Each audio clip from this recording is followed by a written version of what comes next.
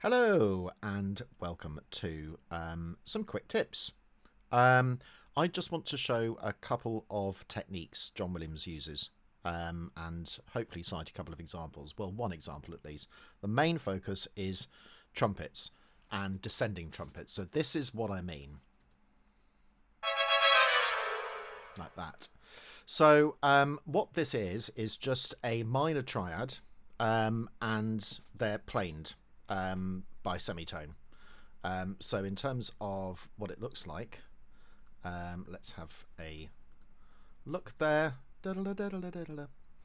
And then we've got the full thing. So this is actually C sharp minor. I'm never quite sure. I hate it when it sort of automatically does that. It's really, really irritating. But they're all minor triads, and it's just a technique that comes up very, very frequently. I've kind of just played them in and then actually not done a legato on them at all, because otherwise you don't get quite the right articulation, but I've actually played it in. It seems to be better. And I'm trying to imagine myself as a trumpeter, like that. So you still get a sort of sense of legato, even though there isn't any in the programming, which is kind of what you want, really. Yes, sort of actually getting rid of the legato actually improves the legato sound. It's really counterintuitive. I must probably just point out that I'm using Infinite Brass, Hrns Ventures Infinite Brass on this. I've not changed any settings. I'm actually using their the Mozart Hall. Normally I just use the studio because it saves a huge amount of CPU on that. So that's what I'm using for it.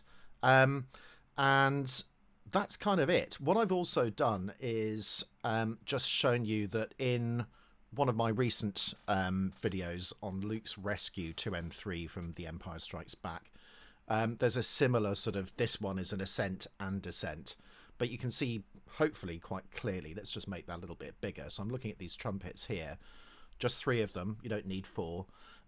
If you had a 4th one, you could probably just double the top line or the bottom line, or in fact do the top line but an octave lower, but that's very rare. I've actually not seen that at all. So it's actually better to just have 3, even if you have 4 at your disposal. So you can see that there's a crescendo marked in, so that has to happen from a velocity curve here.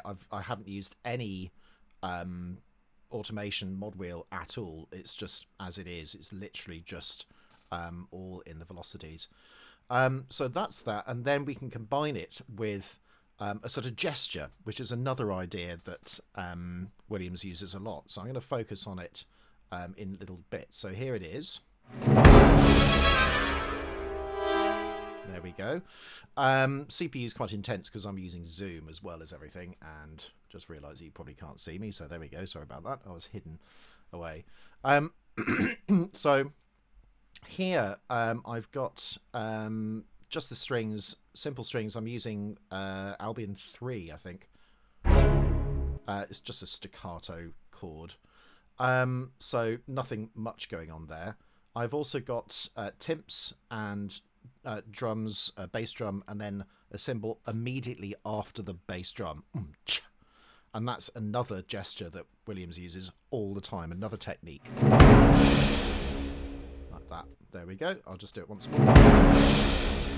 So you've got the direct hit on the bass drum, and I've sort of added a sort of Hans Zimmer-y style thing on that as well.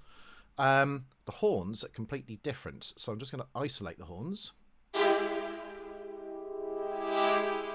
So they're playing a forte piano or a sforzando piano crescendo.